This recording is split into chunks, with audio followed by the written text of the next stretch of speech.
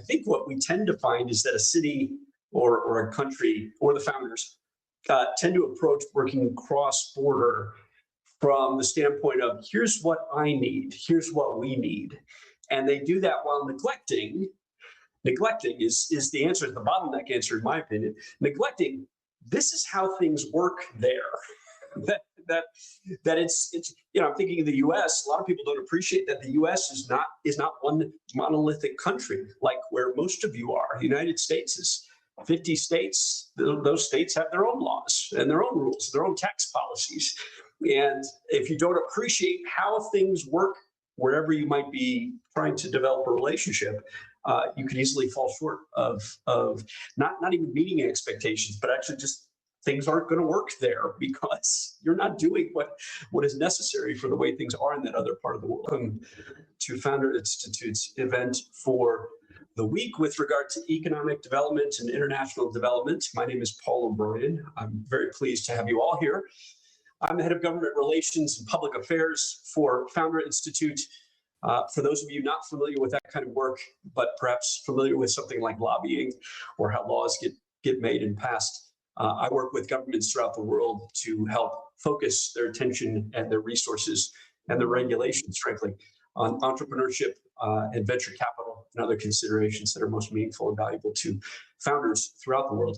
We have these kind of talks, and so I'm grateful that you're here. We have these kind of talks, not about how an accelerator works or how an incubator works, not about how to mentor. I'm not the guy to tell you how to do lean startup or grow your startup. The kind of talks that I host with Founder Institute are meant to help ecosystems throughout the world perform better. And we do that by exploring different ways that you could operate, by exploring different policy that might make more sense, by exploring different opportunities for public resources such as funding to get involved in a way that it might make your community a lot more beneficial for startup founders. Today, we're going to talk about cross-border entrepreneurship.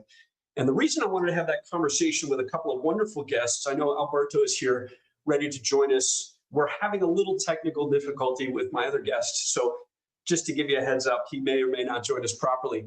But the reason I want to have this conversation with a couple of guests is we've been talking internationally in Founder Institute and with my connections in local and national governments. We've been talking rather frequently about the challenge and the fact that most cities and most regions throughout the world develop a generically applicable startup ecosystem or a generically applicable tech ecosystem. I'm sure you're familiar with the fact that a lot of places want to say they want to be like Silicon Valley. And we've learned through economic research, we've learned through even psychology and sociological research about how ecosystems and cultures work. We've learned that trying to be like Silicon Valley just doesn't make any sense.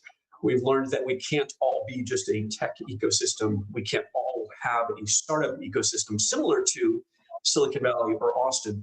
And so I wanted to have this conversation because what we can do is we can reinforce our strengths as part of the world. We can acknowledge our weaknesses as part of the world.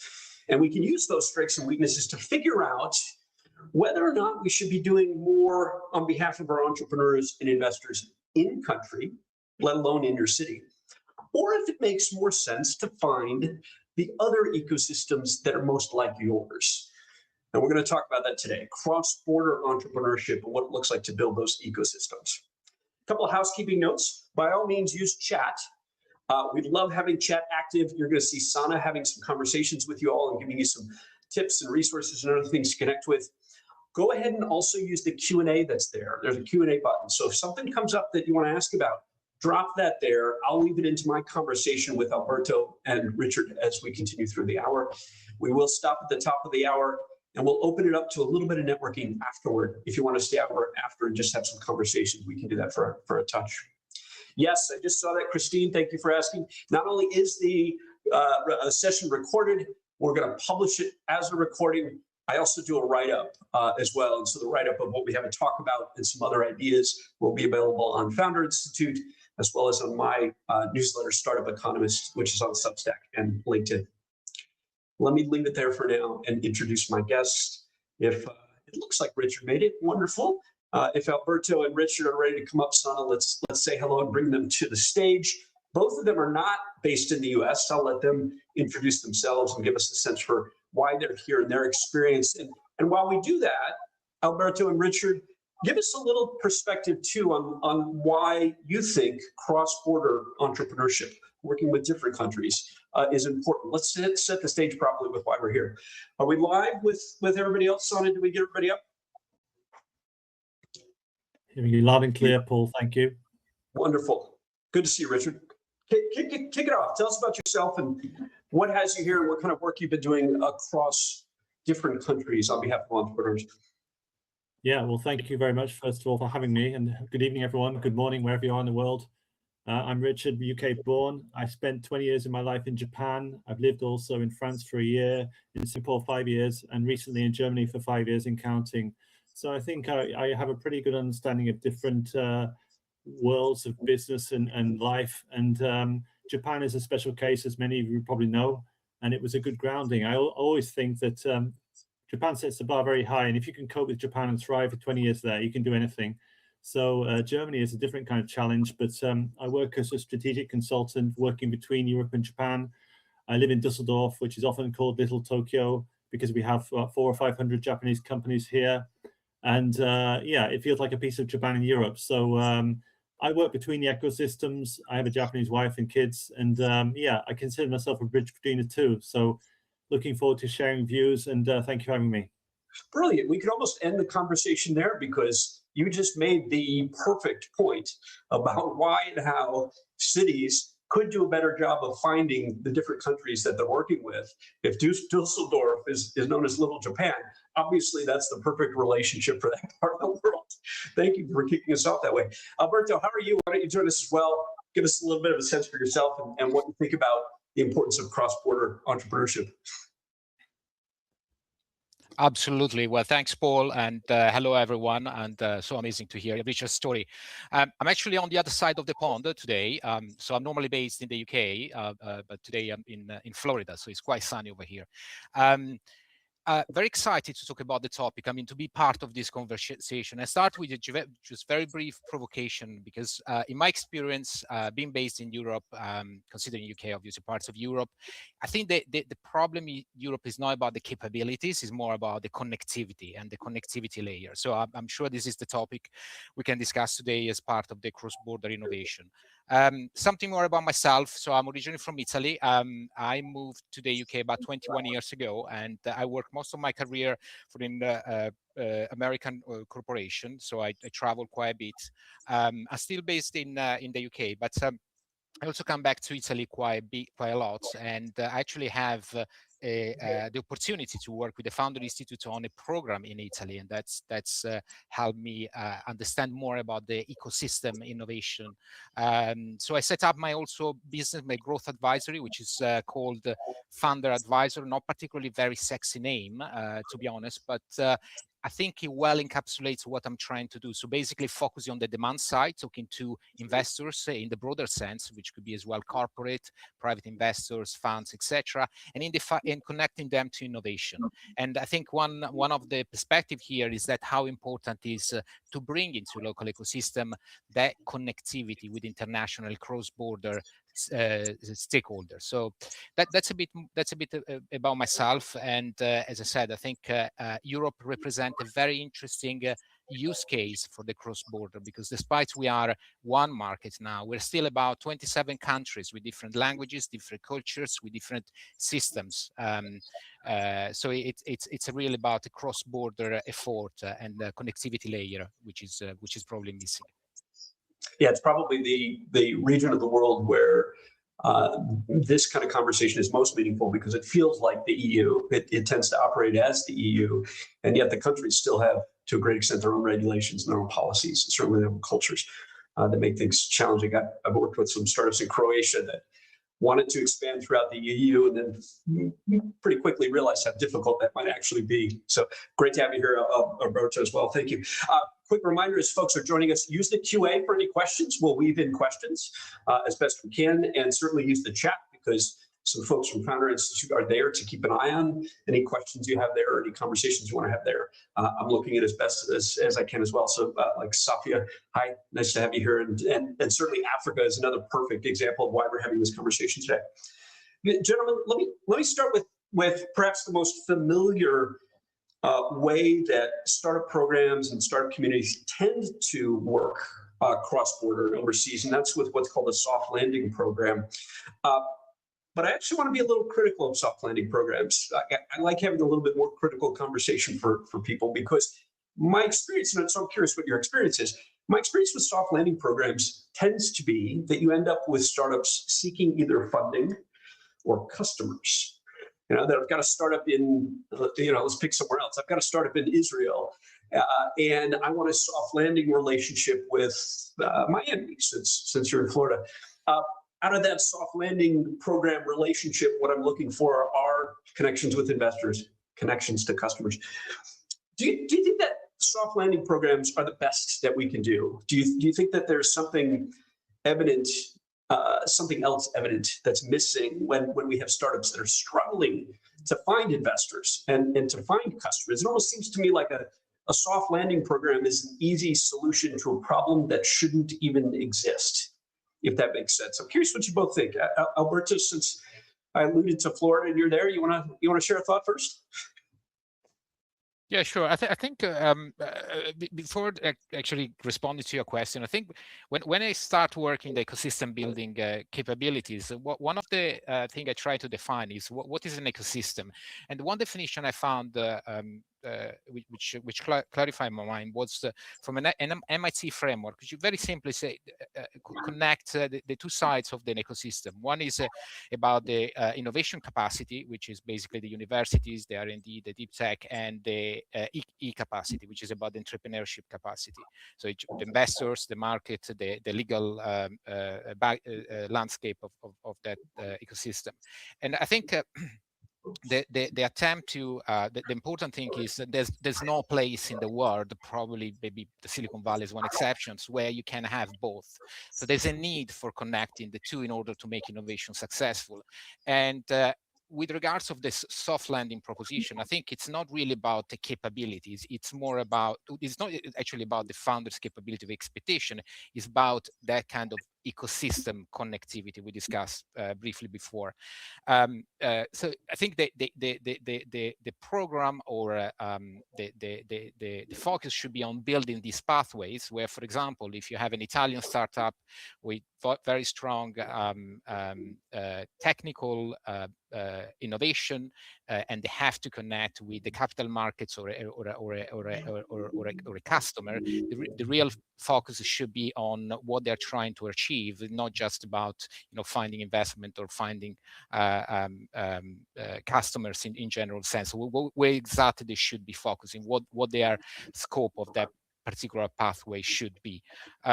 So I think the soft landing is an interesting way to define it, but it's not about a failure of the founder, rather is an ecosystem that need to be reinforced on that particular goals and expectations, if that makes sense.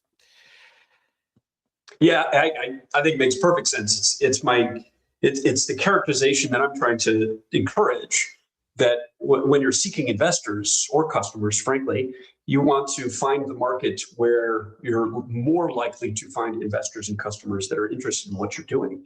And that's frankly a lot of the reason for the challenge of trying to just connect with Silicon Valley, because Silicon Valley investors indeed are a certain kind of investors as well. They don't just invest in everything and anything. So it is a development of the ecosystem, I think. Richard, any thoughts on your part? Have you had some experience with soft landing programs? Are they successful? Do you have some tips or some encouragement about how they might operate better? Yeah, well, thanks, Paul. As I said, I lived in a few countries, the longest of which was Japan, and I always think I gave my best years to Japan. Hopefully not over yet, but Japan is in many ways a special case. So when you talk about soft landing, we're talking about introductions a lot of the time between customers, investors, and so on. Now in Japan, more than most countries, I would say the introduction is crucial. And if you don't get introduced in the right way by the right person or the right entity, then it's worse than not having an introduction at all. I would say the wrong kind of intro in Japan is, you would better off not having one, because trust is everything and de-risking is everything. There is an obsession with de-risking. Risk is a dirty word, basically. I wrote an article once about this. I said the most important word in Japanese is not konnichiwa, it's anshin, which means reassurance. So any program which promises a soft landing also has to have this component of trust and reassurance and social proof and so on, which is not easy, but it's, I would say, more needed in Japan than maybe some other places. Yeah, although it's changing slightly because obviously geopolitical pressures and the fastest aging, fastest shrinking population. Japan is bending. It's like a ship. It's turning slowly, but these things still apply, I would say. Yeah. Well, you bring up a great point that I'd reinforce about the United States.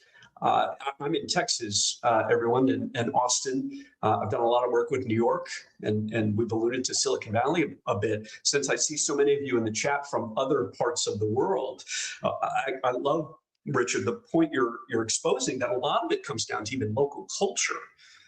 And whether or not you understand the local culture and the way people behave and operate. My point being, investors have very, very different expectations in New York than Silicon Valley, and indeed even in Texas, with regard to what's expected of a startup and how to get connected and how to get introduced. One of the things these programs can best do is probably find a better fit in that regard. Let's keep talking about investors for a second. The real question that comes to mind in this regard is that do you think, have you found that getting cross-border, that if I'm a founder and I can get into a startup development organization, I can get into a program, I can get into Founder Institute, and I can get to this other country, have you found that actually meaningfully does result in more funding or better investor connections? I guess I'm almost wondering if it's an unfulfilled promise. That do we actually see folks are getting funded more from other countries? Do we find that investors appreciate these kind of programs? What kind of experience do you have with the venture community in general, and share some thoughts about that? I'll let you both just take it away. Whoever wants to chime in first, if you've got a thought. Well, just a quick stats maybe from the European market, and the only 23% within Europe, right? We're not talking about cross-region, just within the boundaries of Europe. There's only 23% of cross-border VCs, and the reality is that about 40 unicorns relocate recently with the last few years. So. Mostly to the US, right? So that's kind of a trend. So I think there's an expectations, and what we see as well in the local programs around in Italy, there's expectations that investors should be from the US and ideally from the Silicon Valley. And again, I think that's kind of back to what I was trying to make the point before, is that this need to be focus on the goals you have as a startup and the nature of the startup you're building. And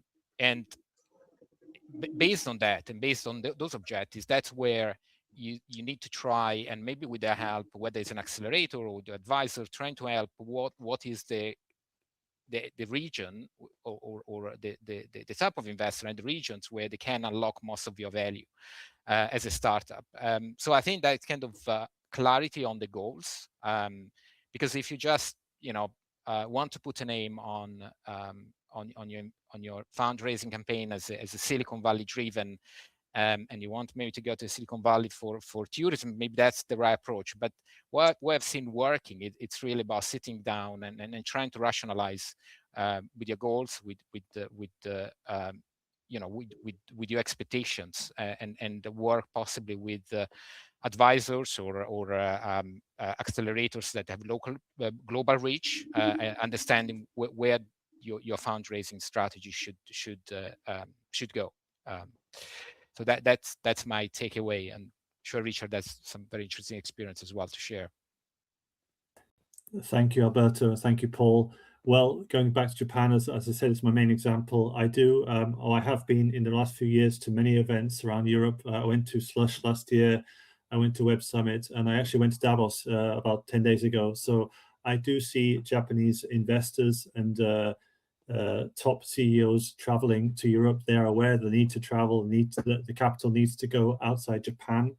But for me, the problem in a way is the last mile. It's the will is there, the capital is there, but the actual the nitty gritty of how the last part of the flow takes place is still a challenge. And there are, for example, I went to Helsinki to Slush. There are a few niche boutique companies who do operate in this kind of Nordic Japan ecosystem, and they do well because they have Japanese who have lived in Europe a long time, like myself, living in Japan a long time. They are kind of proven bridges. They know both systems, and although there's not many of them, they kind of tap into a lot of resources, because the fact there's not a lot of them means they're quite compelling because they are trusted channels. And if you can be part of, excuse me, if you can be part of that channel, then I think it's a really good place to be. It's just hard, getting into that world is quite hard. Once you're in, you're in. Once the trust is there, it's there. It's just getting it. It's the hard thing, I think. Yeah. I really like this point, Richard, you raised, because and probably the Japanese culture is similar to the Italian culture in a way. You need to build the trust, and sometimes when you work in innovation, that the speed of change and the speed of things doesn't allow the time to obviously build as a founder the right level of trust in order to get to your investors or to your clients. So I think that's last mile is extremely important, and that's where I think that advisors that can nurture relationship, or ecosystems that can nurture relationships with those local players, can play a huge role. They don't have to do the work for you as a founder, but they can help you understanding how you can reach out in the most effective way and use that connections. So I think that's extremely interesting point that you raised. Let me bring it back to Richard. Did you have a thought? All right. Let me bring it back. Go. Sorry to be in there. No, Alberto, thank you. No, it just occurred to me what you said there. Thank you very much. Yeah. For example, everyone knows the sales cycles in Japan are very long. They're kind of uncomfortably long for many people. Decision-making cycles can be agonizing, and the so-called ringy system, where something has to go through the whole middle layer and senior layer and get a stamp on it before you get the green light. The thing is, from the Japanese perspective, they see this as necessary, because if this process of, as far as possible, de-risking takes place, then you don't get pushback later, because everyone has already got past the elephant in the room, which is the initial green light. So in other ecosystems, you might well get pushback or questions later. In Japan, I'm not saying you will never get questions, but the progress from then on will be smooth. It's just a bit at the start, which is the big the bump in the road. And yeah. So wonderful the way I've framed a couple of these questions, that I feel like I'm leading the witness.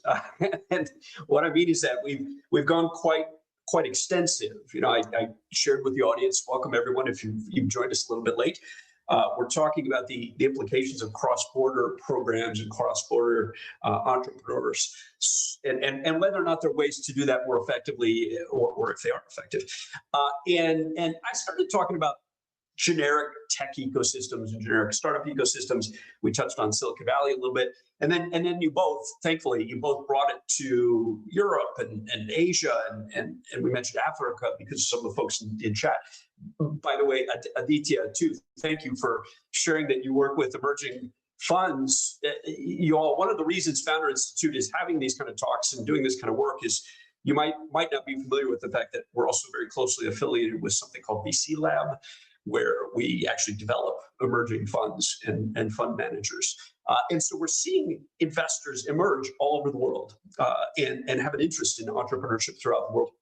So let me bring it back home, but in two ways.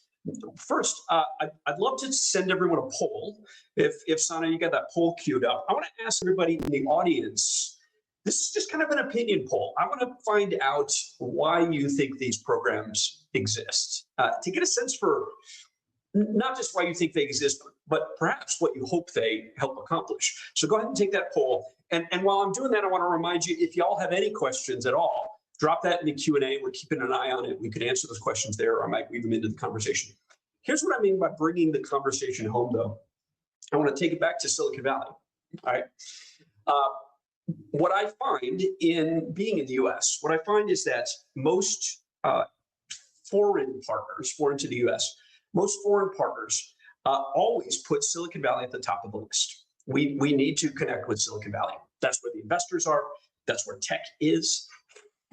And you both have kind of touched on the fact that that isn't entirely accurate.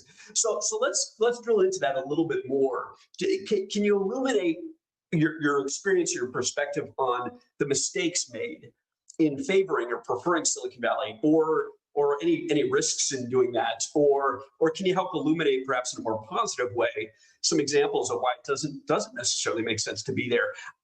I'm hearing them in the thoughts that you've shared so far. I just want to bring it back home because, again, I find most foreign participants focus on Silicon Valley, and I'd like to better illuminate why that's not necessarily the right approach. Any thoughts? Yeah, I will give a thought there. Thank you, Paul. Good morning, good afternoon, and good evening.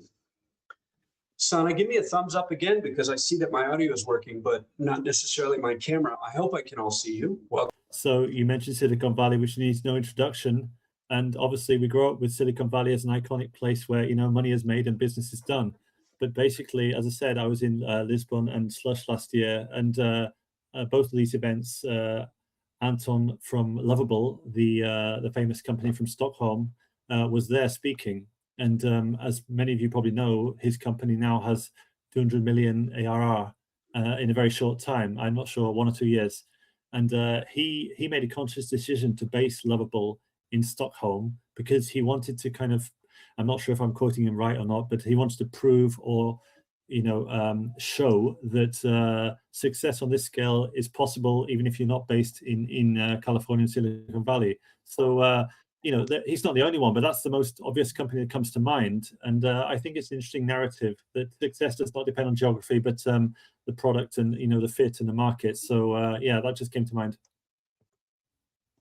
Yeah, I totally agree. I mean, my experience is that when we talk to founders and they show that their strategy is actually going to the Silicon Valley, and we challenge them. And we actually had a webinar recently in December. We challenge that is actually not a strategy, right? This is kind of more a dream. The strategy is really about connecting, their commercial investment objectives, and I guess for Richard, I can see a lot of, and I would add Italy as well as a potential market where you have a strong industrial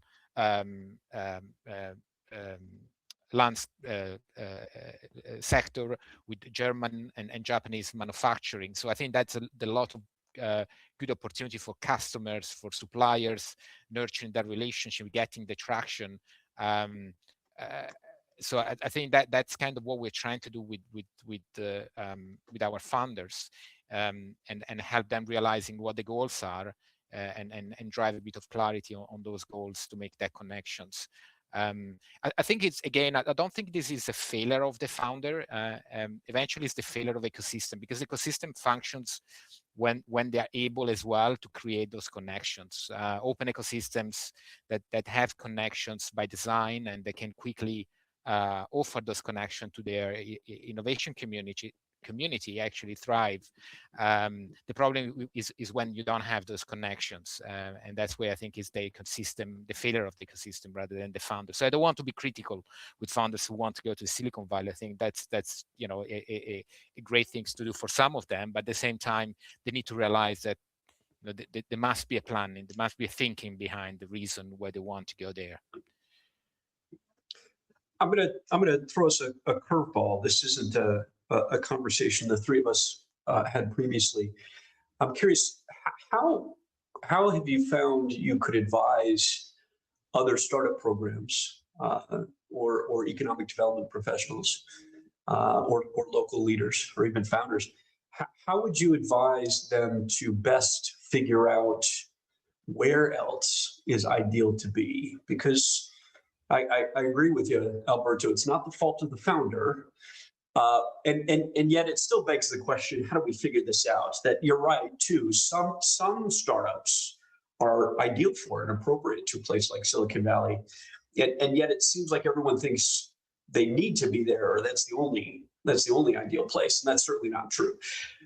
So how would you encourage folks to figure out what makes a good match as a different ecosystem or a different country or different city to participate or work with? Any thoughts?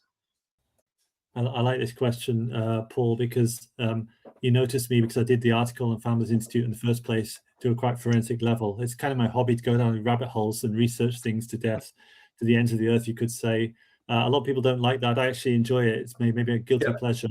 I do go. I mean, one quick example would be if I have a product which is compelling, and I don't think I'm still looking for an investor or a destination or market for this product, then obviously it's never been easy to research in a way, with generative AI. But the thing is, it's never been easier to research in a mediocre level to go to a really high level. You can also use AI in a different way. One example being when I researched, for example, now it could be a Japanese company or any company.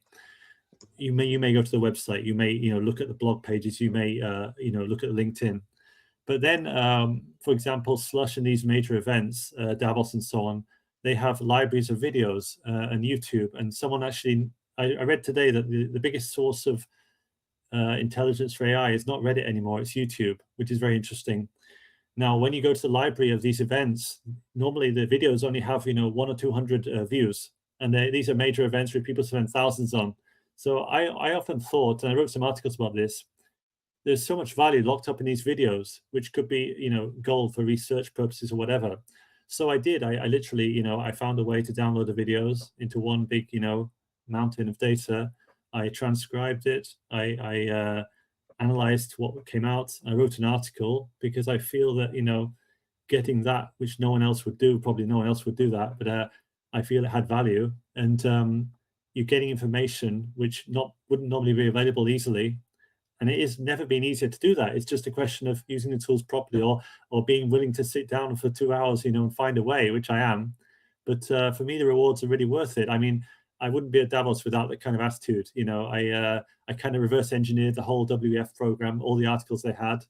I was expecting half to get a cease and desist letter from WF, but I actually got a very well done, from the head of communication, because I think they were blindsided in a positive way that someone would have gone to that much trouble to go to their product and bring out the value in it and communicate it. But for me, it's part of combining bridging ecosystems. It's about communicating value, and I enjoy that process. So yeah, that's just a few thoughts. Yeah, but that the research is being done, that people know the answers to these questions. That it's a matter of either finding the content or making some connections that might not seem like the right person to get the relationship going with, but they're in fact the right person to ask because they're familiar with where else you might want to work. Alberto, you have some other thoughts to add on that question? How do we help people figure out where best to collaborate? Yeah, and I think this is more from an ecosystem builder perspective than a founder perspective. But please, the way, for example, the way we did for the Italian ecosystem in this example is that we try to understand what other kind of programs or what other capabilities were in the market, and we mapped that quite accurately, or we try with the information we had. And we focus much on the demand side rather than so the investors, the clients, the corporates, they were looking for innovation rather than on the supply side, so the founders.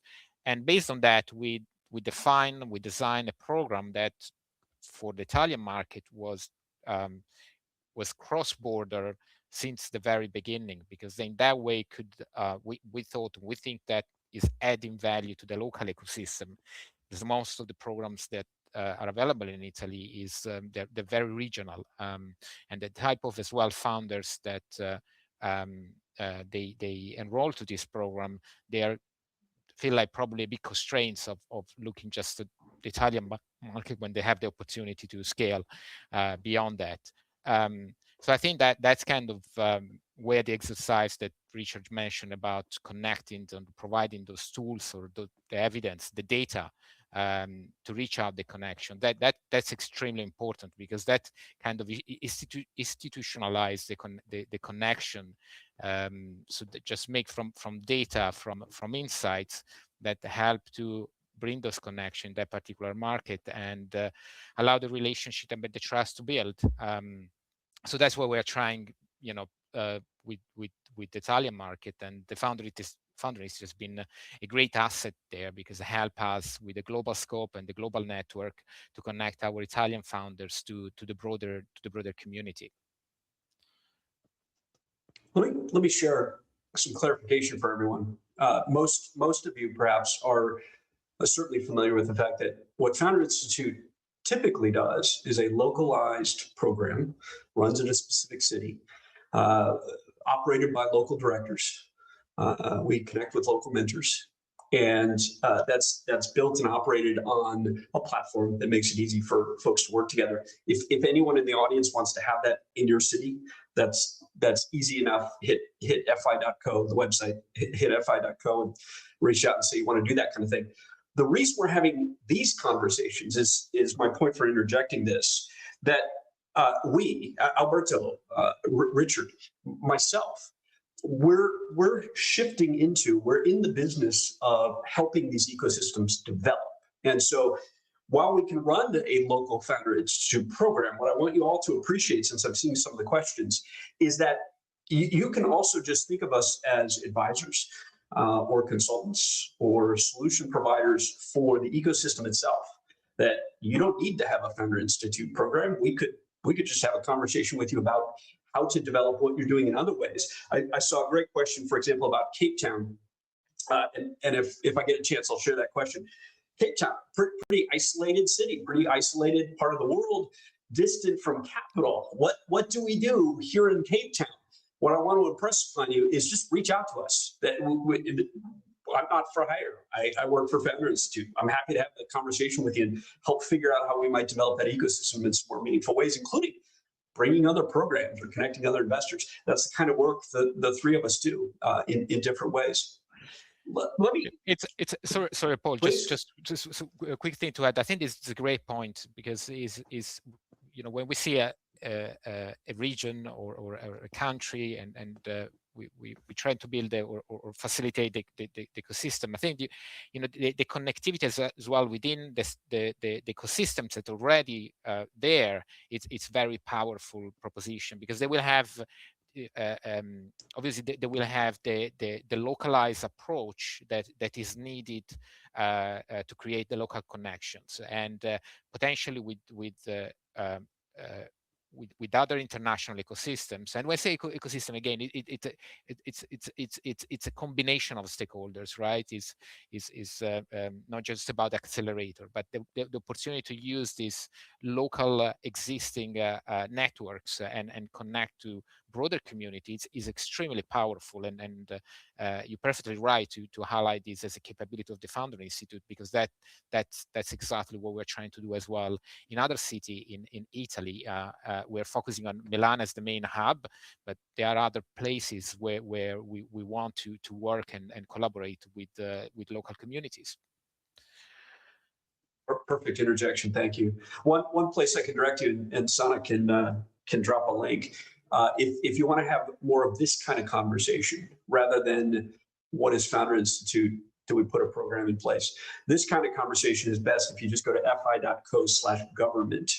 So hit that page, and you'll be able to connect more quickly with people like myself in the organization. We can talk about public policy or local policy, or how your economic development office or mayor's office or the national government could do more of this kind of work. I am going to throw us a question from the audience, because I like this one. Thank you, Leslie. Actually asking where cross-border opportunities, actually seem to not work.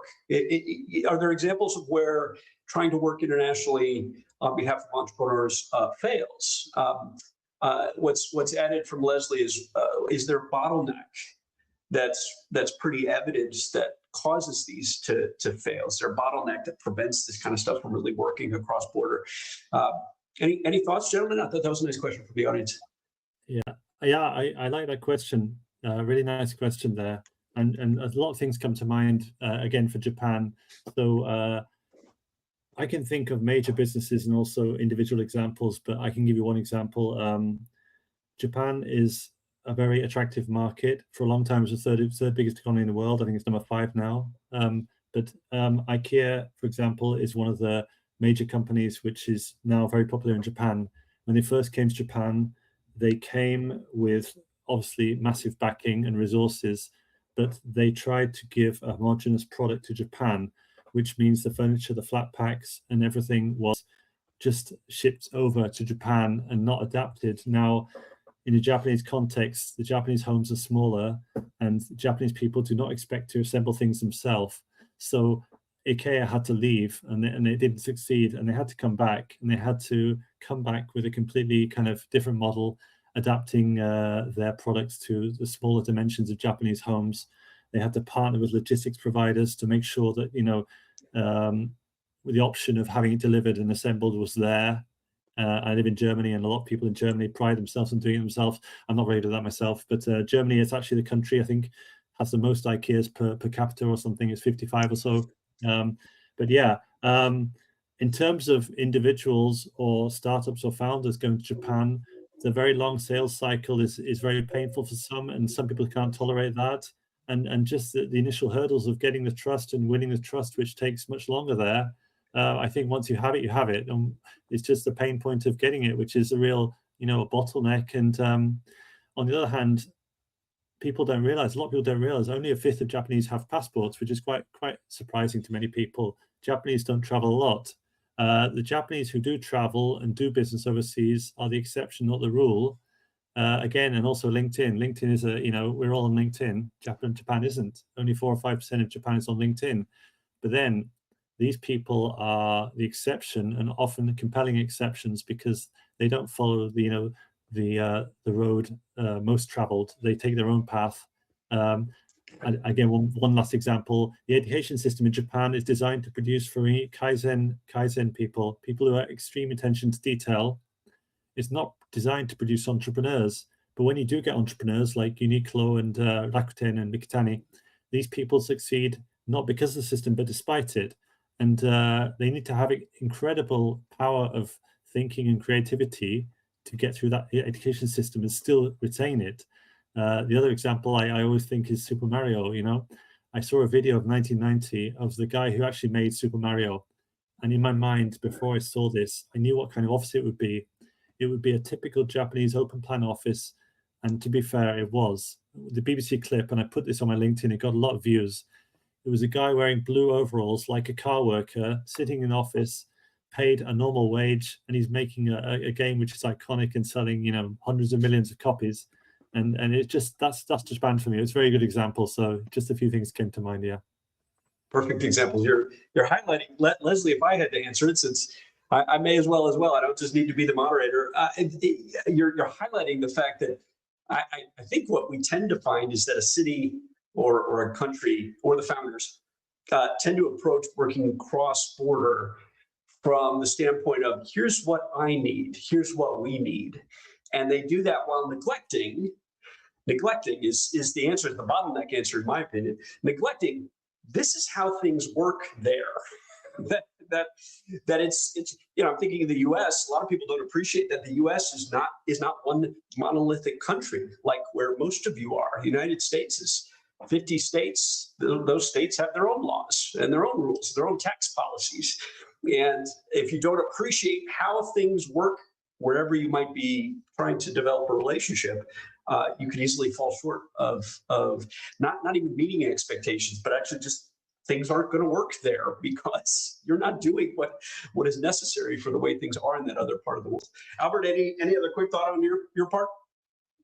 Yeah, no. First, learning so much about Japan from Richard that's really fascinating. But thanks for sharing, Richard. And yeah, and thanks for the question, Liselli.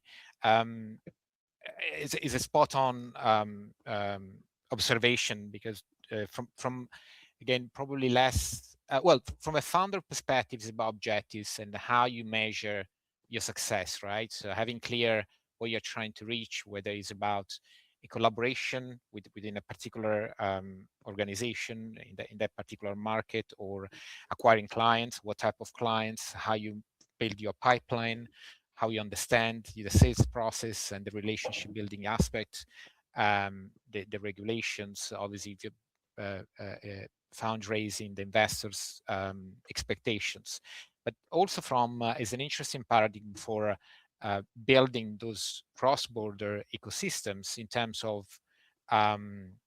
metrics, so how you measure the success. And I think very rarely I've seen programs that really put these ahead as an important aspect of the cross-border proposition. So how is success measured? I've worked with Innovate UK, which is a innovation agency in the UK with pretty large budget in the UK, and they have these systems, which is, I think it's quite interesting, particularly for regional agencies and government-backed initiatives and programs, where they measure the effect of the cross-border pathways based on the short-term, what they call more expectations, and medium-term goals. And by having this kind of clear metrics, and when I say the short term, it could be like a 6 months objectives to understand the effectiveness of that international pathway. It could be, in terms of what the startup strategy, how the startup strategy has developed, what the partnership been initiated, and providing those kind of clear pipeline of opportunities, assessing the readiness for international expansion or international fundraising. And then they have these more medium goals, which are more like the real goals of the program should demonstrate. It could be like annual, or after 18 months, and that's where the visible evidence is important. So has been any the startup generated any international revenue, or they raise any what the capital they have raised, and then obviously get into more like the proposition of the jobs they may have created to support that expansions. How many markets they have entered through that partnership. So I think that's kind of the approach, anyway, that kind of having this very analytical and impact-driven method to assess the impact, the success of a cross-border initiative is extremely important, both for the founder and for the ecosystem builders. Great points. Hopefully that was helpful, Leslie. And yes, I see your comment as well. You're certainly not wrong, adding that Africa is in fact 54 completely different markets too, like the United States. And I'm just sharing to reinforce that comment was dropped, because it's shocking to me how many organizations come to us and say, we would like to work with Africa. And I'm like, well, okay. which part and where and which government? We've done a little bit with Botswana, for example, and it's very different than Nigeria or South Africa.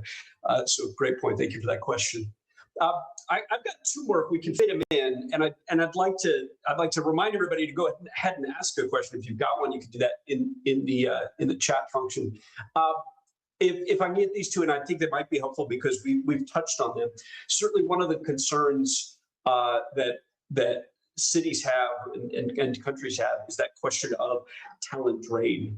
Alberto, I think you mentioned that something like 40 unicorns have left and gone to Silicon Valley.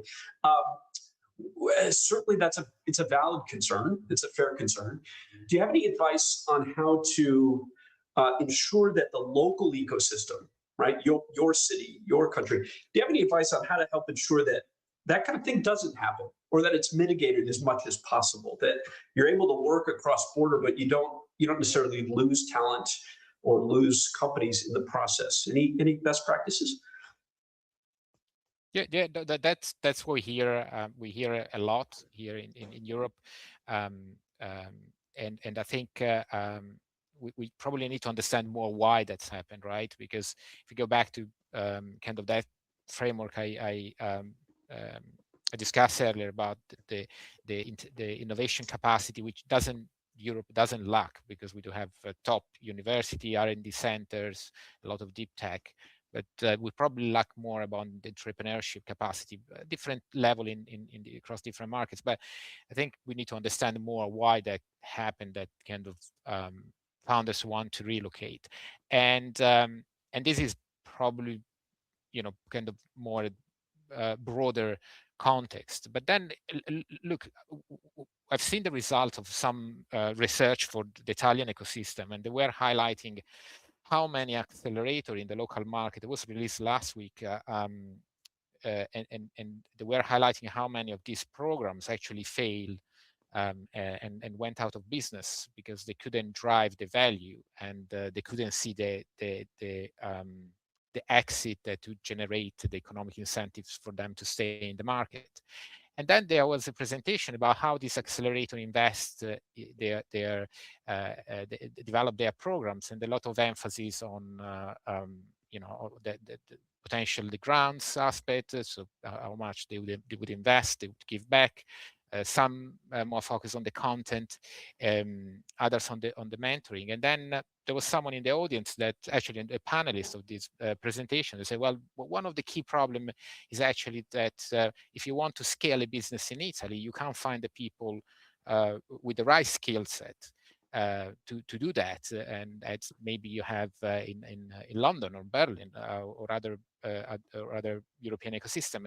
And then you think back and say, well, but why then the local accelerator or ecosystem, why they don't trying to attract, why they don't have services that recruit these high potential talents that can help Italian startups, Italian founders to scale very fast? And that's kind of the gap that is quite easy to fix, right? It's about design, about how you design the ecosystem. So the reality is that, yeah, there are some trends that are more difficult to tackle, but then if you think of what we can control maybe more locally, is that designing well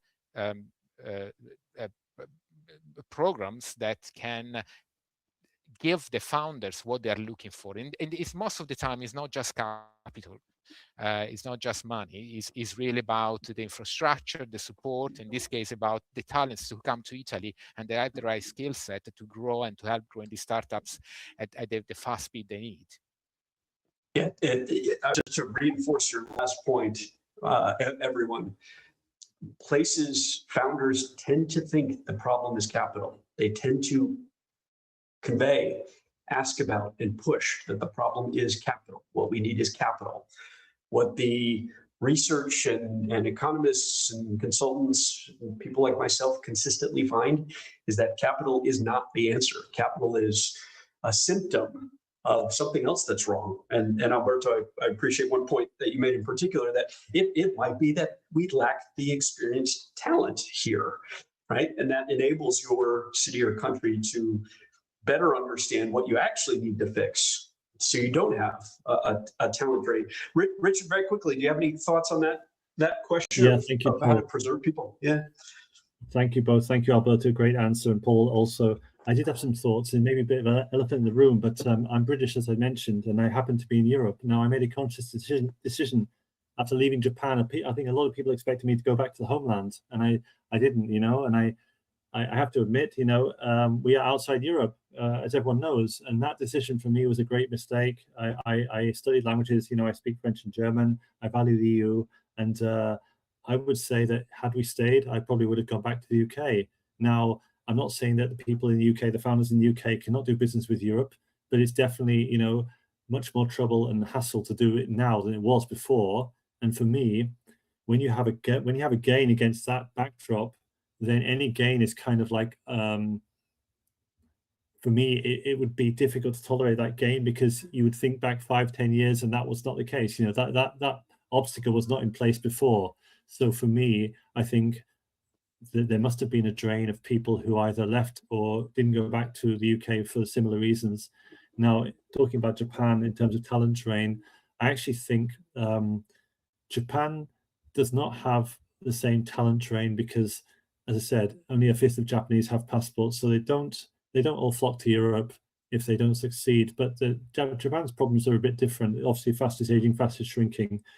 One problem in Japan is that everyone who lives in the regions wants to go to the cities. So everyone goes to Tokyo, Osaka, or Yokohama, for example, and the regions need, founders and impetus. Well, one interesting example recently is Kumamoto. Kumamoto in Japan is, before a few years ago, it was very much just a place where they have nice strawberries and a nice castle. But actually TSMC built many factories there with some incentives from the prefecture. And now they have a real strong economic boost for the region. And also Japan maneuvers the tax payment. So when you pay your taxes in Japan, you can offset taxes by benefiting some regional, things in the countryside. For example, if you pay your tax, if you tick these boxes, we'll send you some crabs from this area. So, certain parts of the system are trying to redistribute this concentration of people and resources, but it's a work in progress. Yeah, just some thoughts. It's always a work in progress in our world as entrepreneurs or venture capitalists or startup founders. Trust me, it's always a work in progress. Han, I appreciate your chat. So I wanted to draw people's attention to that. Capital is not the need. I love that you agree with me. I want to point it out, though, because I might even push you to think harder. We also tend to hear and tend to think that, as you pointed out, what we actually need is customers. And I wanted to highlight that because what I often find is that investors give a soft no by saying that you should focus on customers. And therefore, startup founders either think they need capital or they need customers, which I just want to touch on because, frankly, what is both of those things? Both of those things are just cash flow. It's capital. And so if we think the challenge is getting customers, I would encourage, that means there's still something else, right? Marketing or sales or culture or product market fit, right? Used to be, decades ago, used to be the prevailing theory was that if you need to have salespeople, if you need to be pushing sales, it's because your marketing and your product market fit are wrong, because customers should just show up. So might be worth digging in that a little bit. I hope the criticism of the comment is well placed, because it's exactly what we're talking about here, right? That if things aren't quite working right, how do we fix it? And so Saeed, thank you too for saying we've had a good webinar, because that's why we're here. We're not here to, in these sessions that we're doing with Founder Institute, we're not here to really tell you how to do things. We're not teaching in these kind of sessions that we're having. We're going to have another event. I believe it's next week. It's coming up. We're going to have another event about innovation districts and how public-private partnerships result in better innovation districts. And we don't have all the answers. We're just going to ask some hard questions and have some great speakers and participants on the panel so that we can help you all figure out and think differently about how to do it better. I noticed in the chat too, Chris Foltz, if you saw his LinkedIn, Chris Foltz is going to be a very active participant with Founder Institute on behalf of these public-private partnerships that we're putting in place, which is part of my job to help you figure out how to put those in place. Chris is going to take a look at Startups 425, which is something we're doing out of Bellevue in Seattle, in a public-private partnership that could be more meaningful. The event coming up, though, is actually in what we're doing with Washington, D.C., everyone. It's an organization called Penn West, and it's the mayor's office and George Washington University and an innovation district in the city. 3 completely different organizations putting in place a better startup ecosystem in a way that isn't just an accelerator or just an incubator. We're part of it. We're helping them be more meaningful as best we can. Let me wrap up with one final quick question or quick answer, hopefully, gentlemen, Alberto and Richard, if you have just a hot take. If you had the metrics or the objectives, Alberto, you touched on objectives or outcomes quite a bit. If you had the metrics, I find a lot of programs celebrate all the events they have and how big their community is and how many connections they have. And those aren't outcomes. Those are just signs of things going on, right? What are the outcomes that we should be looking for from a very effective cross-border program for entrepreneurs? What are the kinds of things that when we look at two cities or two countries working together, what are the kinds of things that make us go, yep, that is working. That's what we should be getting out of this. What are your thoughts on the KPIs? Yeah, good, great question to finish on, Paul. Well, on this point, I would say that the best outcomes are things which are outcomes which last for the medium and long term. So rather than the quick wins, I would say revenue generated, jobs created, and changes which are felt for the medium and long term rather than quick wins. And it's like the example of people who have 50,000 followers and very little revenue. Basically, it doesn't matter how many followers. It's also a question of alignment and how well you're communicating your value and how good is the alignment between you and the customers, and if so, how the pipeline will be flowing well. Now, if it's not a question of quantity, it's a question of alignment for me. That's the key word, alignment. If the alignment is there, everything else is more or less there. Yeah, I think we touched on that quite a bit. Alberto, you have a different take or agree? Yeah, I think we mentioned earlier as well, and the reaching point. I think it's those objectives need to have time to mature. So I think looking as medium term, 12 months objectives, and I think hardcore metrics, right? That sometimes we don't like, but it's about revenue generated, capital raised, market accessed, number of market access. So it's really about those kind of medium term metrics that have time to materialize. So the real question is about so not the capabilities that you want to build cross-border create an impact, but what type of accessible capability you create for your founder as an ecosystem builder that create an impact. And that impact is measured, as we said before, right? So that's to me is the takeaway from this session. Perfect. Both Richard and Alberto are very active on LinkedIn, as we've shared. So am I. Best way to connect with us directly would be there, I imagine. I've dropped a couple of Founder Institute links, and Sana has shared those in the chat as well. If you want to try to connect through Founder Institute directly, fi.co works, fi.co/government. A real honor to have you all here, Alberto and Richard, to have you here in particular. Let me leave you with this note, because I just saw this come in from Ben Marandi. Thank you for the question. That in Canada, there are a lot of accelerators. And I'm not going to pose this question to the panel so we can wrap up. I just thought it was an interesting thought to leave everyone with. In Canada, there are a lot of accelerators. Can or how would cross-border entrepreneurship help a place like Canada? What I'd love to leave everybody with is think about this. In ecosystem development, in startup development, things are always changing, right? We're learning new things, we're developing new models, we're developing new opportunities. What most cities have been doing for the last 15 years is standing up an accelerator. And I guarantee you, most of you probably have an accelerator in your community. I'm going to be a little critical in pointing out that what we've learned is that's probably version 1 of a healthy startup ecosystem. And so what we're talking about here is the fact that we want to be moving into version 2 or version 3. And that means a lot of competing programs. That means a lot of collaborative programs. That means a lot of cross-border work. And that means a bit of what Alberto and Richard just finished on, that we need to be more outcome-driven, not input-driven. It's not a question of how many startups are we launching. It's not a question of how many people are showing up at demo day. No one cares. That doesn't mean anything. That just shows what we call startup theater, where it looks like you're doing cool stuff. What we need to be shifting to are these outcome metrics. How many jobs are we creating? How much funding is being raised? And look at your community and appreciate that if the answer is not much, you're doing it wrong. Doesn't mean we know how you should be doing it better. Doesn't mean there's a right answer. But it's almost smarter to just say, shoot, what we're doing is not working. So let's at least change things up and try something different. In this case, look at working with different countries. And like I said, coming up in our next program. So get on fi.co and register for the newsletter, or follow Founder Institute on LinkedIn so you can get these updates. Our next event, we're going to talk about public-private partnerships and how those develop better ecosystems and innovation districts. My name is Paul O'Brien. Alberto, Richard, thank you very much.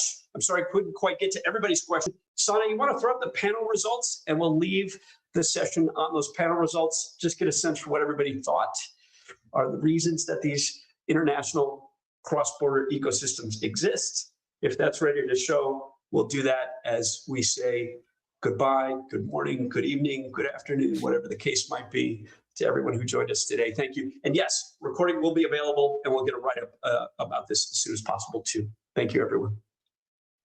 Thanks, Paul. Thanks, Richard. Thank you. Thank Thanks, you, everyone. everyone. Yeah. Cheers. Thank you. Thanks.